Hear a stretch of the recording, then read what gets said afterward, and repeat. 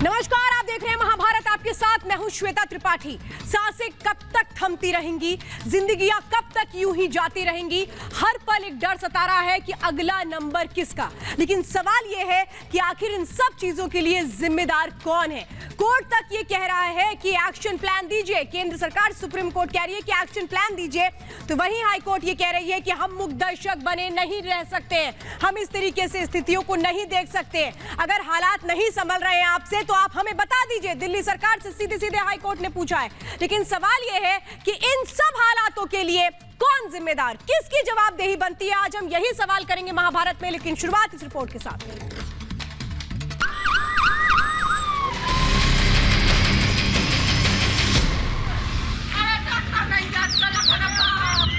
सांसें उखड़ रही हैं, जिंदगी और मौत की जंग जारी है, लेकिन इस जंग में आस टूटती जा रही है। मरीजों को ना ऑक्सीजन मिल रही है, ना अस्पताल में जगह। गैस नहीं मिल रही भैया, क्या करूंगा मैं। 5 बजे की कह रहे हैं, 5 बजे तक मेरा पेशेंट एक्सपायर हो जाएगा, मैं क्या करूंगा इस ऑक्सीजन का। यहाँ पर हमें ऑक्सीजन मिलेंगे नहीं तो हमें वैसे ही बोल दे, हम यहाँ पर लाश बन के लेट जाते हैं। अस्पताल के बाहर लंबी कतारें, एम्बुलेंस में जिंदगी घुट रही है, पल पल ऑक्सीजन का इंतजार कर रही है। हालात इतने खराब है कि किसी भी अस्पताल में बेड मिल पाना बेहद मुश्किल होता जा रहा है। घरों में सैकड़ों लोग सिलेंडर लगा के लेटे हैं, अस्पताल में बेड का इंतजार कर रहे हैं। कोरोना का जांच किया, कोरोना पॉजिटिव निकला। अब यहाँ बेड नहीं, बोल रहे हैं बेड नहीं है, मतलब भर्ती नहीं करेंगे। कोरोना से लड़ाई में जिंदगी हारती जा रही है। मरने के बाद शमशान में लंबी कतारें लगी हैं। अंतिम संस्कार के लिए लोगों को टोकन लेना पड़ रहा है। शमशान में जमीन पर पड़े शव अपनी बारी का इंतजार कर रहे हैं। साफ तौर पे देखिए, जो मृतकों की बॉडियां हैं उनकी कतार देखने को एक यहाँ पर मिल रही है। और लगातार अगर सरकारी आंकड़ों की बात की जाए तो जहाँ 4 से 5 मौतें दिखा रहे हैं, वहीं अगर आप क्रिमेशन सेंटर पे पहुंचिए तो आंकड़े ज़मीनी हकीकत एकदम अलग है। और लगभग 90 से 100 बॉडियां इस एक जो विद्युत शवगृह है वहाँ पर आ रही हैं रोज़ाना। केवल कानपुर में ही मौत के आंकड़ों से ज्यादा शवों की तादाद नहीं है। तकरीबन हर जगह हालात कुछ ऐसे ही हैं। ऑक्सीजन की भारी किल्लत के चलते हर दिन कई हजार लोग दम तोड़ते जा रहे हैं। महामारी को 1 साल हो गया है, लेकिन इस 1 साल में कोरोना महामारी से लड़ने के इंतजाम क्या है, इसका जवाब किसी के पास नहीं है। नौबत ये आ गई है कि खुद सुप्रीम कोर्ट को ऑक्सीजन युद्ध में दखल देना पड़ रहा है। सुप्रीम कोर्ट ने सख्त रुख अपनाते हुए तल्ख टिप्पणी की। कोरोना की दूसरी लहर राष्ट्रीय संकट का समय है। कोरोना महामारी के इस दौर में हम मूक दर्शक बने नहीं रह सकते। अस्पताल में भर्ती होने को लेकर कोई राष्ट्रीय नीति होना जरूरी है। ऑक्सीजन की कमी पर रणनीति बनानी होगी। देश में ऑक्सीजन की भारी किल्लत है। हाई कोर्ट से लेकर सुप्रीम कोर्ट, केंद्र से लेकर राज्य सरकारों को महामारी के 1 साल में इंतजाम पर जवाब मांग रही है। राजधानी में हर दिन कोरोना से बिगड़ते हालात को लेकर हाई कोर्ट ने तो केजरीवाल सरकार के सिस्टम को ही फेल करार दे दिया। हाई कोर्ट ने कहा, दिल्ली सरकार का सिस्टम फेल हो चुका है। जरूरी दवाइयों की जमाखोरी कैसे हो रही है, बेड ऑक्सीजन तो मिल नहीं रही, दवा कैसे लेंगे। दिल्ली सरकार कह रही है कि उसको विदेश से टैंकर मिले हैं जिसके जरिए वो 1-2 दिन में पूरी सप्लाई को मैनेज कर देगी। लेकिन अब तक क्या किया, इस पर भी बड़ा सवाल उठ रहा है कि आखिर अब तक क्या हुआ, क्यों आखिर बार बार हॉस्पिटल ये आ रहे हैं कहने हाईकोर्ट के सामने कि उनको सप्लाई नहीं मिला। इसी तरह नाराजगी बार बार जाहिर करते हुए कह रहा है कि आपका सिस्टम, दिल्ली सरकार का सिस्टम फेल है, इसको तुरंत दुरुस्त करने की जरूरत है। ये राष्ट्रीय आपदा का विषय है और इस पर कोई भी कमी मंजूर नहीं की जाएगी, कोई भी कोताही मंजूर नहीं की जाएगी। कोर्ट ने रेमडेसिविर इंजेक्शन की कमी पर सप्लायर को फटकार लगाई और कहा कि ये वक्त गिद्ध बनने का नहीं है। हालांकि केजरीवाल सरकार राजधानी में ऑक्सीजन की कमी को पूरा करने की हर संभव कोशिश कर रही है। मुख्यमंत्री केजरीवाल का कहना है, दिल्ली में हारेगा कोरोना। 10 मई तक दिल्ली में 1200 नए आईसीयू बेड बनकर तैयार हो जाएंगे। राजधानी में 44 नए ऑक्सीजन प्लांट लगेंगे। दिल्ली में 8 प्लांट केंद्र सरकार लगा रही है। बैंकॉक से भी 18 ऑक्सीजन के टैंकर आ रहे हैं। केंद्र सरकार ने 5 ऑक्सीजन टैंकर दिए हैं। मतलब साफ है कि देश के हर कोने में ऑक्सीजन की कमी सामने तो आ रही है, लेकिन केंद्र और राज्य सरकारें ऑक्सीजन की कमी को पूरा करने के दावे भी कर रही हैं। लेकिन सवाल यह है कि जब हर दिन कोरोना से हजारों लोगों की मौत हो रही है, तब सिस्टम की नींद नहीं टूटी है। महामारी के 1 साल में सरकारों ने कोरोना से लड़ने के पुख्ता इंतजाम क्यों नहीं किए? और सवाल ये भी, टूटती सांसों की जवाबदेही किसकी है? क्या सुप्रीम कोर्ट की दखल के बाद ही जिंदगी बचेगी? Bureau report, Republic Bharat. तो क्यों सिस्टम फेल हो गया? सिस्टम को दुरुस्त रखने की जिम्मेदारी किसकी थी और क्यों नहीं वक्त रहते कदम उठाया गया? क्या इसके लिए भी जनता के वोट का इंतजार था? सवाल ये है, और इसीलिए आज महाभारत में हम इन सवालों के साथ जवाब तलाशेंगे। और जो पहला सवाल आज हम महाभारत में करने जा रहे हैं वो सवाल यही है कि आखिर सांसों की लड़ाई की जिम्मेदारी किसकी थी? इनको बचाने की जिम्मेदारी किसकी थी? क्योंकि हर दिन जिस तरह से सांसें टूट रही हैं, ये कैसे रुकेंगी? ये किसके लिए एक जिम्मेदारी कौन तय करेगा? टूटती सांसों की जवाबदेही किसकी बनती है? ये हालात क्यों बने, ये कौन बताएगा? तो वही तीसरा सवाल आज हम महाभारत में पूछेंगे कि महामारी का 1 साल कहां गए इंतजाम? 1 साल बीत गया लेकिन कोई इंतजाम नहीं किए गए। तो महाभारत में चौथा सवाल आज हम करने जा रहे हैं कि जो हालात बने हुए हैं, बार बार क्या कोर्ट को दखल देना पड़ेगा? क्या बार बार कोर्ट को ही ये बताना पड़ेगा कि आपको क्या करना है, क्या नहीं करना, और आपने किया क्यों नहीं कुछ भी? इन सवालों के जवाब आज हम तलाशेंगे। लेकिन मेरे साथ मेरे सहयोगी भी पल पल जुड़े हुए हैं, जो लगातार खुद ग्राउंड पर मौजूद है आप तक सही तस्वीरें पहुंचाने के लिए, आप तक इस वक्त सही जानकारी पहुंचाने के लिए। और इस वक्त मेरे साथ अमनदीप जुड़े हुए हैं चंडीगढ़ से, अखिलेश पल पल आपको अपडेट दे रहे हैं, तो महिमा भी लगातार ग्राउंड रिपोर्टिंग के जरिए हर हालात पर लगातार नजर बन रही हैं। मैं अखिलेश से पूछती हूँ, अखिलेश, अब तो कोर्ट ने कह दिया कि अगर आपके बस की कुछ नहीं है तो आप बता दीजिए। बिल्कुल, और आज ही नहीं कहा, कोर्ट लगातार पिछले 1 हफ्ते से कहता आ रहा है। वो ये आप श्वेता देख रही हैं, आप भी फील्ड में जा रही हैं कि जिस शहर में श्मशान और श्मशान का दायरा बढ़ने लगे, जिस शहर में कब्रिस्तान का दायरा बढ़ने लगे, जिस शहर में हम दिखा रहे हैं आपको हॉस्पिटल के सामने इस तरह से एम्बुलेंस की लाइनें लगने लगे, उस हालात को समझा जा सकता है कि क्या हालात हैं इस देश के, इस शहर के, और ये कमोबेश देश के हर शहर में है। यही बात बार बार सुप्रीम कोर्ट भी उठा रहा है, यही बात बार बार हाई कोर्ट भी उठा रहा है कि जो सांसों की डोर टूट रही है वो सिर्फ और सिर्फ ऑक्सीजन की कमी से टूट रही है। वादे बहुत हैं, आंकड़े बहुत हैं सरकारों के पास कि हमारे पास इतने ऑक्सीजन की कमी नहीं है, इतने ऑक्सीजन है, लेकिन जनता तक पहुंच क्यों नहीं रहा है? इस बात पर लगातार सवाल उठाया जा रहा है और इसका जवाब दिल्ली सरकार के पास भी नहीं है। दिल्ली सरकार से हाई कोर्ट ने पूछा कि रेमडेसिविर पे आपने ये नया आदेश क्यों जारी किया कि आम लोगों को नहीं मिलेगा, सिर्फ हॉस्पिटल मिलेगा। हॉस्पिटल में जगह नहीं है, और अगर आम आदमी बीमार हो गया, वो घर पे रहना चाहता है, उसको रेमडेसिविर की जरूरत है, और तो बहुत हुआ हालात संभालिए, ये कहा जा रहा है हाई कोर्ट की ओर से, दिल्ली हाई कोर्ट की ओर से। अखिलेश, आप अंदाजा लगाइए कि देश की अदालतें कितनी गंभीर हैं, लेकिन सवाल तो यही है कि क्या सरकारों ने वक्त पर गंभीरता नहीं दिखाई और इसीलिए अब कोर्ट को यह कहना पड़ रहा है कि हम इस तरह से मुग्दर्शक बने नहीं रह सकते? महिमा, देखिए श्वेता, अगर बात करते हैं इंफ्रास्ट्रक्चर की, तो ये साफ तौर से दिल्ली के मुख्यमंत्री अरविंद केजरीवाल का कहना था कि इंफ्रास्ट्रक्चर, मेडिकल इंफ्रास्ट्रक्चर जो दिल्ली में है वो बहुत स्ट्रांग है, लेकिन ग्राउंड रियलिटी की अगर हम बात करते हैं, अस्पताल हो गए, बड़े बड़े अस्पताल हो गए, चाहे वो आरएमएल हो गया या सेंट स्टीफन जिसमें हम अभी जिसके बाहर हम अभी मौजूद है, यहाँ पर तमाम पब्लिक जो है वो परेशान है, बेड नहीं है, लोगों की सांसें, इनफैक्ट इमरजेंसी में एक जो पेशेंट था उसकी ऑक्सीजन लेवल 30 थी और यहाँ पर उसे ले जाने के लिए कह दिया गया क्योंकि बेड नहीं है, ऑक्सीजन नहीं है, कुछ भी एक प्रॉपर जो इंफ्रास्ट्रक्चर होना चाहिए, कुछ भी आज की डेट में दिल्ली सरकार के पास नहीं है। और जिस तरीके से हाई कोर्ट ने साफ तौर से फटकार लगाई है कि पूरे का पूरा सिस्टम फेल हो गया, जबकि 1 साल, तमाम 1 साल मिला था हमारे पास, अभी भी ऑक्सीजन में इतनी, जो दिल्ली के मुख्यमंत्री है वो बार बार क्लेम कर रहे हैं कि ऑक्सीजन प्लांट लगाए जाएंगे, नहीं ये ऑक्सीजन प्लांट लगाए जाएंगे, हम अरेंजमेंट कर रहे हैं, कोशिशें जारी हैं।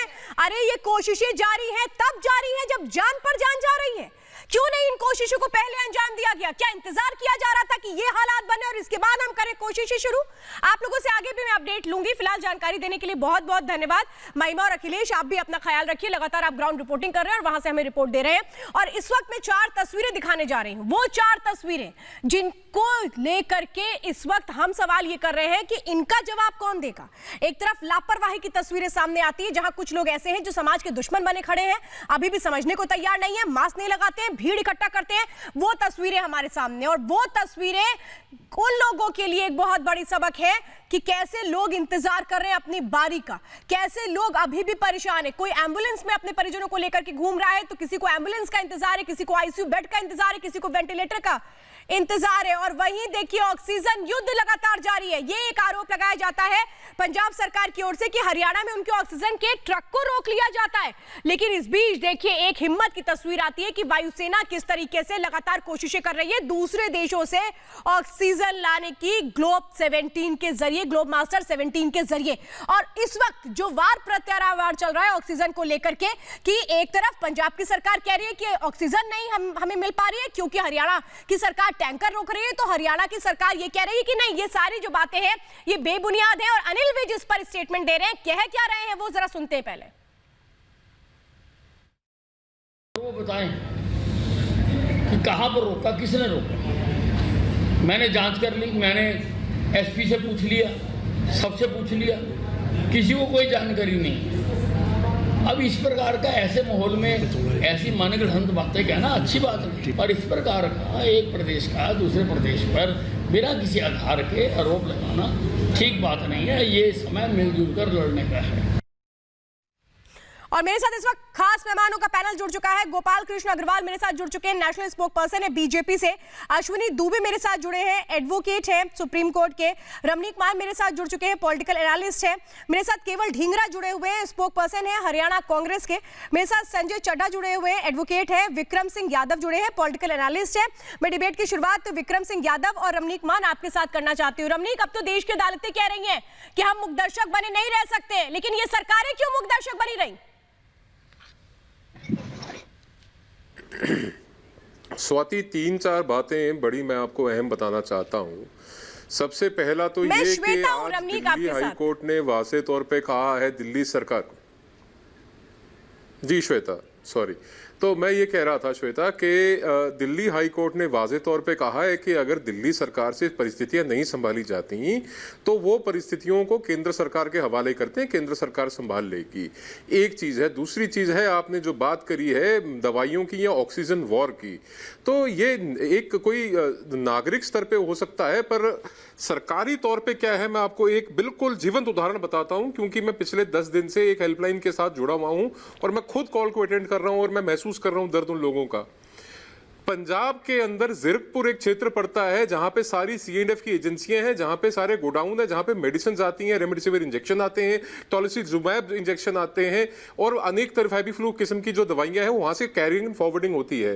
तो पंजाब सरकार ने एक अनाधिकृत रूप से एक ऑर्डर जारी कर दिया है कि कोई भी बिलिंग नजदीक लगते हुए चंडीगढ़ में, पंचकुला में या हिमाचल के लिए, हरियाणा के अंदर पंचकुला के लिए, हिमाचल के लिए बिलिंग ना की जाए।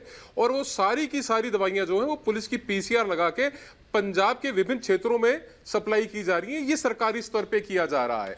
दूसरा जो महत्वपूर्ण है कि अगर हमारे जो मिलॉर्ड हैं वो इतने संजीदा हैं, उनकी अगर संजीदगी इतनी है तो उन्होंने ये कंटिन्यू होने क्यों दिया? और निरंतर अखबारों में नहीं, लेकिन रमनीक, ये जिम्मेदारी तो सरकारों की है ना कि भाई अपनी जिम्मेदारी निभा ली होती तो कोर्ट्स को बीच में नहीं आना पड़ता। अगर पहले से ही ऑक्सीजन प्लांट लगा लिए होते, जो लेटर पहले जारी किया गया था, तो ये हालात नहीं बनते ना। जिम्मेदारी तो सबकी है ना विक्रम जी। श्वेता, आज हम जवाब किससे मांगे? मैं 2 बातें कह के समाप्त। जी रमनीक, मैंने आपकी बात का विक्रम भाई मैं आपसे जब पक्षपात वाली बात हो, आप कहीं पे कम दवाई दे रहे हो, कहीं पे ज्यादा दे रहे हो। कर दूंगा। जी मैं मेरा हाँ, रमनीक 30 सेकंड में बात पूरी करें। 30 सेकंड बात समाप्त कर रहा हूँ। बोलिए। मैं ये कह रहा हूँ श्वेता जी कि अगर आप ये पूछिए कि अगर आप अलाउ करते हैं तो कोविड नियमों का पालन करें, एक बात है। दूसरी बात है, जो करोड़ों रुपए विज्ञापन के ऊपर खर्चते हैं तो वो अस्पताल कितने बनाए उन्होंने दिल्ली क्षेत्र के अंदर वो बता दें। ऑक्सीजन के लिए उन्होंने कंसंट्रेटर कितने लगाए हैं या प्लांट कितने लगाए हैं वो बता दें। देखिए, केवल बयानबाजी के ऊपर आप राजनीति करेंगे, कोई उससे जाने नहीं बचेंगी। और सांत्वना देते हैं। तो यही तो जवाब हम मांग रहे हैं।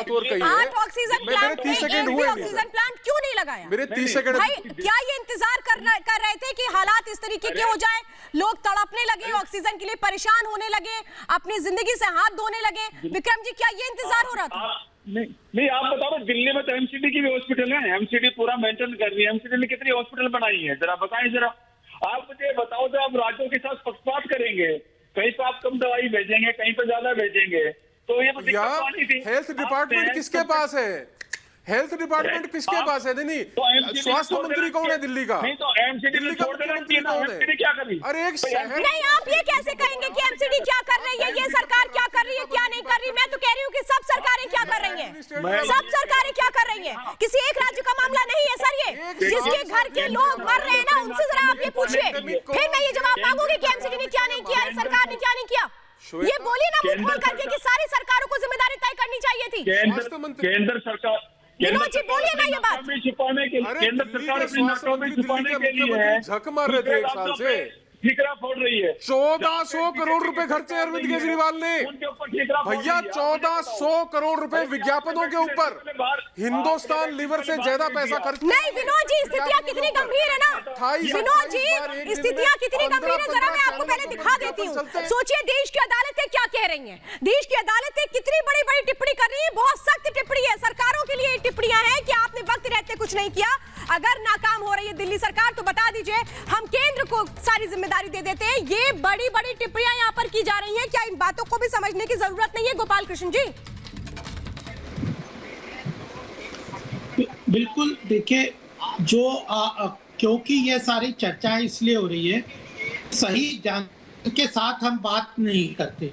अब आपने पूछा ये ऑक्सीजन की प्रॉब्लम क्या है, मैं आपको बता दूं पिछले एक साल में प्रधानमंत्री मोदी जी के नेतृत्व में केंद्र सरकार ने ऑक्सीजन को लेकर बहुत महत्वपूर्ण फैसले लिए और अभी परसों ही 551 पीएसए प्लांट को काम किया है, जो सिंगापुर से ऑक्सीजन इंपोर्ट किए, फ्रांस से ऑक्सीजन कॉन्सेंट्रेटर इंपोर्ट किए। जो आज अरविंद केजरीवाल जी अपनी प्रेस कॉन्फ्रेंस में दिल्ली की बातें कह रहे थे कि हमने फ्रांस से ये मंगवा लिए, वो मंगवा लिए, वो सब केंद्र सरकार के पहल पे आए हैं। कोई दिल्ली सरकार ने अपने आप नहीं मंगवा लिए। केंद्र सरकार ने oxygen concentrator, PPE kit, cryogenic containers, ये जो सिंगापुर से आ रहे हैं, और यह जो बाकी सारे जो इक्विपमेंट्स आ रहे हैं, यह सब केंद्र सरकार ने अपने पहल पे यह मंगवाए हैं।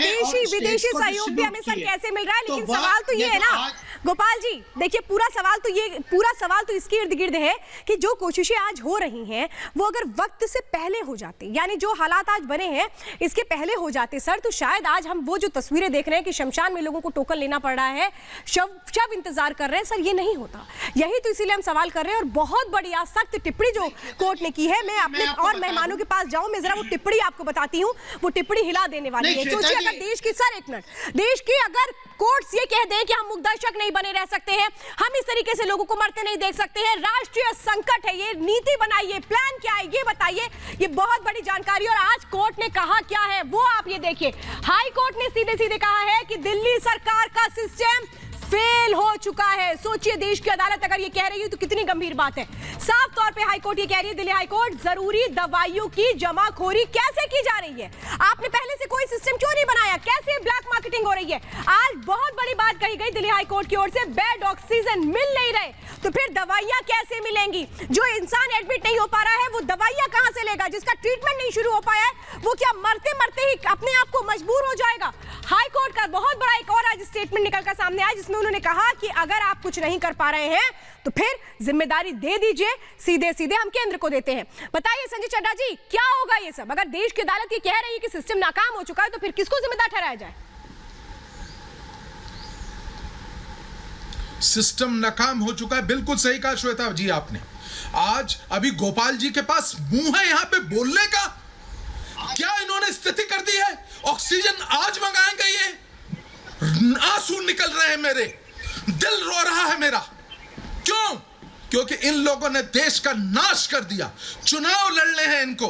क्या मद्रास हाई कोर्ट ने कहा है, देखिए ईसी इसी के ऊपर मर्डर के चार्जेस लगाने की बात कही है। देखो कष्ट हो रहा है। आज ये एक दूसरे पे ब्लेमबाजी कर रहे हैं। गोपाल जी के पास के ऊपर बात इतनी क्षमता है कि यहाँ पे आके खड़े हो गए हैं। मैं आपको बता देता इन लोग तथ्यों की बात कर रहा हूँ। गोपाल जी सोते रहे आप सोते रहे। आपकी सरकारें सोती रही, आपने कुछ नहीं किया। देश को बर्बाद करके लोगों को मौत के मुंह पे धकेला है आपने। आप मर्डरर हैं, आप मर्डरर हैं। मैं बता रहा हूँ, ये कोर्ट ने 7 अप्रैल 2020 मैं नहीं कह रहा हूँ, ये कोर्ट ने कहा है। 2020 मिस्टर गोपाल, केंद्र सरकार ने 24 घंटे तारीख दिखा के बताइए मत, उत्पादन के हमें लिए ये मत परमिशन बताइए कि आपने फ्रांस से क्या ले लिया, निकाल क्यों नहीं मंगवाया जनवरी को, दिसंबर में जब ये सूचना थी कि 1,02,400 दूसरी लहर आने वाली है। ऑक्सीजन आप सिलेंडर फेल हो चुके हैं। राज्यों को दिए, आपके पास इतनी लिक्विड audacity है कि ऑक्सीजन आप के ये दाम कैमरे के आगे आ कंट्रोल गए। किए। मुझे शर्म आ रही है आप जैसे नेताओं को सरकार होती सामने बात तो करते हुए। वैक्सीन के दाम आप आपको लोगों ने देश को 2,500 और बर्बाद कर 3,000 दिया में मिलते। है। मैं बताना केंद्र चाहता हूँ, सरकार सरकारें के फेल हो प्रयास चुकी के हैं। कारण, आप केंद्र सरकार खत्म के कर अथक दीजिए। प्रयास के अगर आपसे कारण आपका नहीं तो फेल क्यों हुई है अश्विनी दुबे जी? अश्विनी दुबे जी मेरे साथ इस वक्त डॉक्टर श्रुति मलिक भी हैं। मैम मैं आपके पास भी आऊंगी, मुझे ये बता दीजिए अश्विनी दुबे जी, यहाँ अगर दिल्ली हाई कोर्ट ये कह रहा है दिल्ली सरकार को कि आपका सिस्टम फेल हो चुका है, सर ये तो बहुत बड़ी बात है। इसमें तो एक जिम्मेदारी तय करनी होगी, जवाबदेही बनती है। कल सुबह 10 बजे तक बताना भी है कि आपने क्या अरेंजमेंट किया ऑक्सीजन प्लांट के लिए। श्वेता जी, स्टेट हेल्थ जो है स्टेट सब्जेक्ट है। शायद जितने पैनलिस्ट बैठे हैं उनको ये बात पता नहीं है। स्टेट की रिस्पॉन्सिबिलिटी है कॉन्स्टिट्यूशन के मुताबिक हेल्थ इंफ्रास्ट्रक्चर को दुरुस्त करने की। ये नेशनल शेम है कि 5 सालों में कोई नया हॉस्पिटल नहीं आया, कोई नया बेड नहीं आया, आईसीयू नहीं आया, वेंटिलेटर पिछले 1 साल में नहीं आया, और फोटो ऑफ न्यू फैसिलिटी जैसे ही कोई और अगर करता है तो जाकर के गवर्नमेंट कर रही है। 2 रिमार्क्स मैं आपको यहां पर बताना चाहूंगा कि pull up your socks, get your house in order, will ask central government to take over if you cannot do it. Delhi high court की पहली ऑब्जर्वेशन। दूसरी, it is the duty of the central government to ensure hindrance free supply. तीसरी, chief minister का statement की oxygen की कोई कमी नहीं है, उस पर कहना कि अगर we are seeing that you are the only doing distribution of lollipops. High court का ये ऑर्डर और उसके बाद पिछले 5 दिनों में सिर्फ ब्लेम गेम। हाई कोर्ट ने कहा अगर आपके पास फैसिलिटी नहीं है तो आप टैंकर से बात करिए, ट्रांसपोर्टर से बात करिए। उड़ीसा में, कलिंगा में और राउरकेला में आपको ऑक्सीजन देने के लिए तैयार हैं। ऐसी परिस्थितियों में हाई कोर्ट के पास एक फ्लिम्सी सा, एक बनाया सा, एक फैशनेबल एफिडेविट लेकर के जाना और स्टेटमेंट देना और लोग दूसरी तरफ मरते रहे। मैं समझता हूं कि नेशनल शेम का सब्जेक्ट है। और सिर्फ जजेस को खुश करने के लिए कोर्ट की एक और टिप्पणी कि जजेस को खुश करने के लिए आपके सब डिविजनल मैजिस्ट्रेट चाणक्यपुरी ने अशोका होटल में जाकर के 100 कमरों को ऑक्यूपाई कर लिया। यानी आप हमें प्लीज करना चाहते हैं कि एक तरफ जनता मरती रहे। कोर्ट की संजीदगी देखिए कि एक तरफ जनता मरती रहे और दूसरी तरफ आप जजेस को वीआईपी अरेंजमेंट देने की बात करिए। इस पर भी कोर्ट की टिप्पणी, मैं समझता हूं कि यह नेशनल शेम का विषय है कि नेशनल कैपिटल टेरिटरी में बैठे हुए लोग, जहां पर पूरे देश की मशीनरी बैठी हुई है, हेल्थ पर जहां पर करोड़ों रुपए के विज्ञापन जा रहे हो और ऐसा कहा जा रहा है कि हमारे पास वर्ल्ड क्लास की मेडिकल इंफ्रास्ट्रक्चर फैसिलिटी है, वो सारे दावे ध्वस्त हो। और सुप्रीम कोर्ट का कहना कि नेशनल क्राइसिस बहुत सही बात आपने सर ये कही है, बहुत सही बात आपने कही है। और जो आपने अशोका होटल वाला जिक्र किया ना सर, आज दिल्ली हाई कोर्ट ने उसको लेकर भी फटकार लगाई है। केवल ढींगरा जी मैं आपके पास आऊंगी। मैं जरा डॉक्टर श्रुति मलिक के पास जाना चाहती हूँ।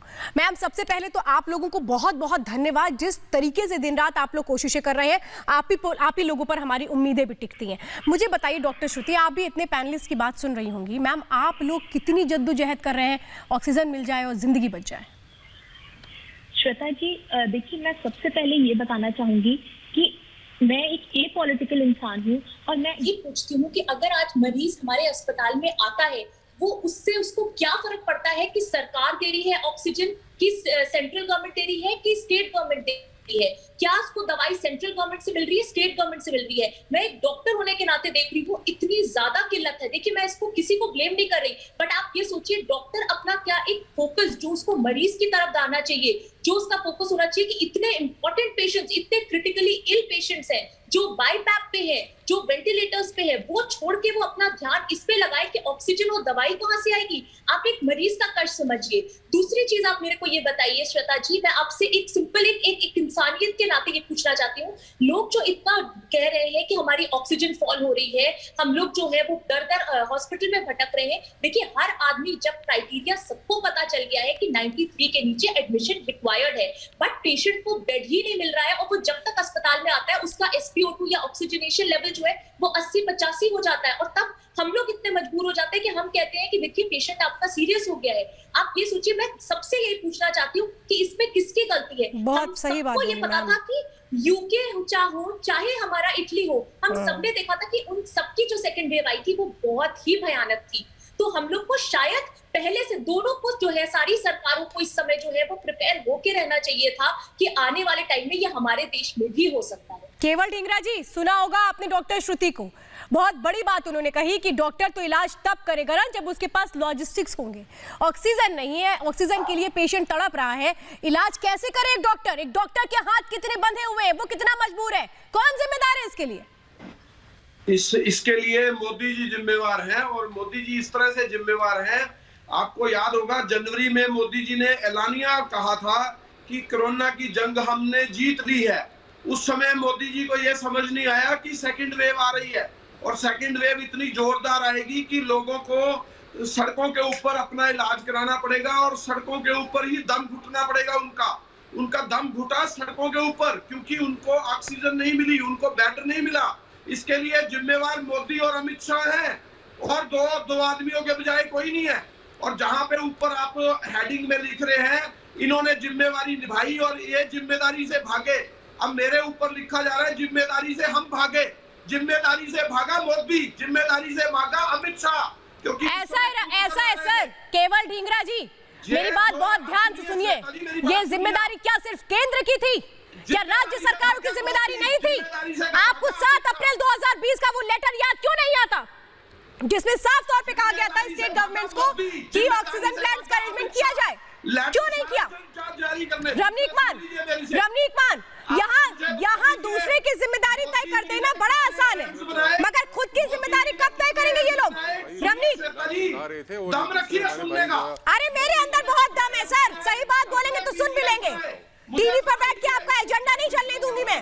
रमनीक मान, मंत्रालय ने एक सर्कुलर जारी किया, सभी प्रदेश सरकारों को चिट्ठी भेजी गई कि आपदा आ सकती है, दूसरी लहर आने वाली है और उसको हम अपेक्षा कर रहे हैं, उसके लिए आप तैयारियां अपनी सुदृढ़ कर लीजिए। पहली चीज। दूसरी चीज, जो कंकरेंट लिस्ट है और स्टेट लिस्ट है उसके अंदर मेडिकल जो हेल्थ है वो स्टेट लिस्ट में है, तो प्रदेश सरकारों का दायित्व बनता है। जो ये कहे कि केंद्रीय गृह मंत्री रिस्पॉन्सिबल है स्टेट की हेल्थ के लिए, जो कहे प्रधानमंत्री सीधे तौर पर रिस्पॉन्सिबल है हेल्थ के लिए, वो गलत है। और तीसरी बात, किसी ने कहा कि जी कातिल है। भैया मैं बोलता हूं, आप सुनिए ध्यान से, कि अगर ये एनोलॉजी रमनीक मान जवाब दे रहे हैं केवल ढींगरा, चिल्लाने से टीवी पर कुछ नहीं होगा। जब जिम्मेदारी निभाने का वक्त था तो जिम्मेदारी निभाई नहीं, अब जवाब देने का वक्त है तो भाग रहे हैं। रमनीक आपको जवाब दे रहे हैं, सुनिए जरा। कितने नए अस्पताल बनाए, अब टीवी पर तो अपनी जिम्मेदारी निभा लीजिए चुप रहने की। बेड जोड़े। केवल ढींगरा जी, टीवी पर चुप रहकर अपनी जिम्मेदारी निभा लीजिए। सुनने नील बटा सन्नाटा, 1400 करोड़ रुपए उस आदमी ने अपने विज्ञापनों के ऊपर खर्चे। ये होगी बात। अब आगे दूसरी बात, जब मोबाइल का, व्हाट्सएप का, ईमेल का जमाना है, ये सब चिट्ठी लिख रहे हैं कि जी मैं अन्य प्रदेशों के मुख्यमंत्रियों को चिट्ठी लिख रहा हूं।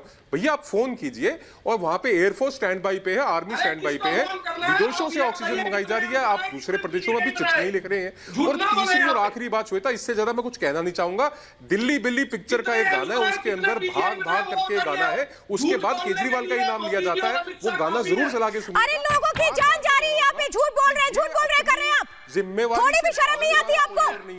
थोड़ी भी शर्म नहीं आती आपको? केवल ढींगरा जी, लोगों की जान जा रही है यहाँ पे। जो लोग बेड के लिए तरस रहे हैं ना सर, जिनको आईसीयू बेड्स नहीं मिल रहे, जिनको वेंटिलेटर नहीं मिल रहे, जो पल पल मर रहे हैं, जिनकी सांसें जा रही है सर, उनके लिए थोड़ा ख्याल रख के बोलिए। अक्टूबर में सर्कुलर निकला, उनके लिए ख्याल रख के बोलिए। अश्विनी दुबे जी, दोबारा नहीं, मैं सुनिए सर, ना यहाँ गानों की बात हो सकती है, ना यहाँ पिक्चरों की बात हो सकती है। यहाँ सिर्फ एक बात हो सकती है कि हर किसी को इलाज मिले और किसी की जिंदगी ना जाए। सरकार की ये जिम्मेदारी कौन तय करेगा? मैं जानना चाहती हूँ अश्विनी दुबे जी और संजय चड्ढा जी। अश्विनी दुबे और संजय चड्ढा मैं आपसे जरा जानना चाहती हूँ कि हर किसी की जिम्मेदारी जान बचाने की होनी चाहिए, क्योंकि जिंदगी रहेगी तभी कुछ हो पाएगा। हर कोई जिम्मेदारी से भाग रहा है। बिल्कुल ठीक बात है। निश्चित तौर पर किसी भी राज्य का हेल्थ का सब्जेक्ट स्टेट गवर्नमेंट का होता है और ये सुप्रीम कोर्ट ने कहा, देखिए सवाल मुझसे पूछा गया, अगर है सवाल मुझसे पूछा गया, मुझे गवर्नमेंट की है जो गवर्नमेंट दिल्ली में रूल कर रही है। जैसा कि आदरणीय सुप्रीम कोर्ट ने कहा जिस लेटर का आपने हवाला दिया उस लेटर में साफ तौर पर बात आई थी कि आप ऑक्सीजन प्लांट्स लगाइए, एयर प्यूरिफिकेशन प्लांट्स लगाइए।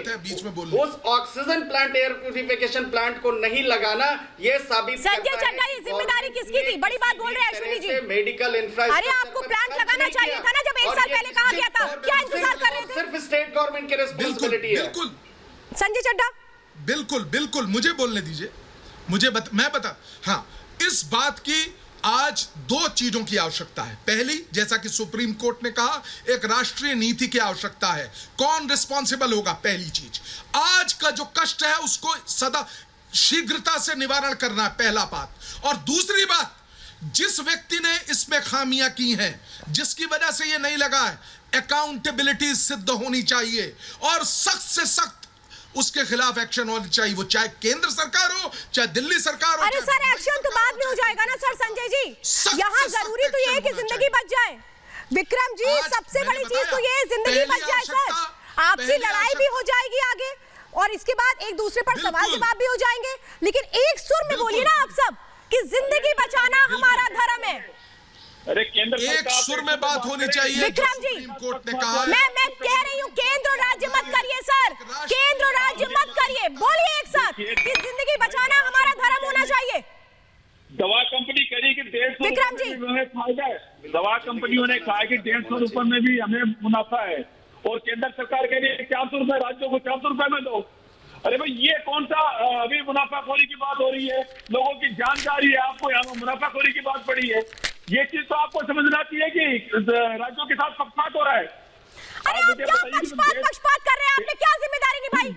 मुझे बता दीजिए, आपने क्या जिम्मेदारी निभाई? आपने जिम्मेदारी नहीं निभाई, इसीलिए सुप्रीम कोर्ट कह रहा है। और देखिए जरा सुप्रीम कोर्ट ने आज क्या कहा है। विक्रम जी, जब टीवी पर आया करिए तो मेरी आपसे गुजारिश है कि सोच समझ करके और पढ़ करके थोड़ा आया करिए। मैं जरा दिखा देती हूँ आपको सुप्रीम कोर्ट ने क्या कहा है। सुप्रीम कोर्ट ने देखिए क्या कहा है। सुप्रीम कोर्ट ने जो कहा है उसके बाद मेरे पास वक्त बहुत कम है। मैं चाहती हूँ मेरे जितने खास मेहमान हैं जिनको नहीं पता है वो देख ले सुप्रीम कोर्ट ने आज क्या कहा, उसके बाद मैं आप लोगों से जवाब मांगूंगी। सुप्रीम कोर्ट ने साफ तौर पर कहा है कि मूक दर्शक नहीं बने रह सकते हैं। सोच लीजिए, लोग मर रहे हैं, जान जा रही है और हम इस तरीके से नहीं देख सकते, ये सुप्रीम कोर्ट ने कहा है। और इसीलिए हम कह रहे हैं क्या कोर्ट के दखल के बाद ही मामला हल हो पाएगा? राष्ट्रीय नीति होना जरूरी है। हेल्थ सेक्टर के लिए राष्ट्रीय नीति होनी चाहिए जिस पर हमें आगे बढ़ना चाहिए। ऑक्सीजन की कमी पर रणनीति बननी चाहिए कि ये हालात क्यों बने और आगे ये हालात ना बने, इसके लिए काम होना चाहिए। और ये बड़ी बातें कही गई हैं सुप्रीम कोर्ट की ओर से और मैं इसीलिए समझना चाहती हूँ विक्रम जी, अभी भी आप कहेंगे केंद्र, अभी भी कहेंगे आप राज्य, एक सुर में कहिए ना कि ऑक्सीजन की पूर्ति हर जगह हो। अरे हम तो कह रहे हैं कि सभी को मिलजुल करके इस महामारी का सामना करना चाहिए, लेकिन केंद्र सरकार, मैं फिर कहूंगा कि पक्षपात कर रही है। आप उस चीज को लिए बोल रही हैं कि हाई कोर्ट ने क्या कहा है दिल्ली सरकार के लिए, और उस बात को ना मान के, उसको ना सुन के इन्होंने क्या करा, उनके हाई कोर्ट के जजेस के लिए 5 स्टार होटल में 100 कमरे बुक कर दिए। क्या ये उनको खरीदना चाहते हैं? दिल्ली सरकार मीडिया में जिस तरह के एडवर्टाइजमेंट दे रहे हैं, जिस तरह का प्रचार प्रसार कर रहे हैं, और जो 100 कमरे 5 स्टार में जजों के लिए बुक कर रहे हैं, मैं लास्ट कमेंट डॉक्टर श्रुति से लेना चाहता हूं। मुझे शो कंप्लीट करना है, लेकिन मैं बिना डॉक्टर की सलाह के ये शो नहीं खत्म करूंगी। डॉक्टर श्रुति, लास्ट कमेंट मैम 20 सेकंड में मुझे दीजिए। जितने पैनलिस्ट हैं इनको आप क्या कहना चाहेंगे, क्या करना चाहिए इनको? पहले देखिए, सबसे पहले हमें इमीडिएट तौर पे ये देखना चाहिए कि हमारा मृत्यु का जो आंकड़ा है वो बढ़ रहा है। आने वाले दिनों में हम इसको कैसे कम कर सकते हैं? देखिए, ऑक्सीजन प्लांट आएंगे, जब तक लगेंगे ये सारी चीजें एक लंबा टाइम लेगी। ये हम आने वाले 10 से 15 दिन को रोक सकते हैं, बट अभी भी हम लोग पीक एक्सपेक्ट कर रहे हैं आने वाले टाइम पे। तो हमें ये अभी से उसके लिए तो प्रिपेयर होना ही है कि आगे और मृत्यु ना हो। बट इमीडिएट तौर पे हमें जो चीजें हैं, चाहे वो हमें फार्मा कंपनी से बात करके मैन्युफैक्चरिंग बढ़ानी चाहिए, दवाई जो है अस्पतालों में पहुंचानी चाहिए, ऑक्सीजन करना चाहिए, ताकि इस समय जो हम लोग जितने लोग मर रहे हैं उस मृत्यु दर को कम से कम कर सके। और जितने लोगों के परिजन है, देखिए किसी का बच्चा है, किसी की माँ है, किसी का बाप है, आप उनका दर्द समझिए। हम लोग इस समय यहाँ पे बैठ के सिर्फ और सिर्फ एक ही चीज पे ध्यान रख सकते हैं, वो कि हम आने वाले समय में जो 2000 या 2500 से ज्यादा मौतें हो रही है उसको कैसे रोकें। बहुत अच्छी चीज श्वेता जी आपने एक चीज बोली कि इस समय हम लोग को मैच्योर होना चाहिए। मैं बहुत आपको इस चीज के लिए जो है प्रेस करती हूँ कि ये इस समय टाइम नहीं है कि किस सरकार ने किया, इस समय एकजुट होकर हमें जाने बचानी है, क्योंकि उन लोगों की जान। मैम आपने बहुत सही बात कही और हम इसीलिए कह रहे हैं कि आपस में मत लड़ो, कोरोना से लड़ो, क्योंकि कोरोना से अगर हम लड़ के जीत गए तो ये हर किसी की जीत होगी और इसकी जिम्मेदारी शायद तय करना इस वक्त बहुत जरूरी है। आप सभी खास मेहमान महाभारत में मेरे साथ आज जुड़े, इसके लिए बहुत बहुत धन्यवाद।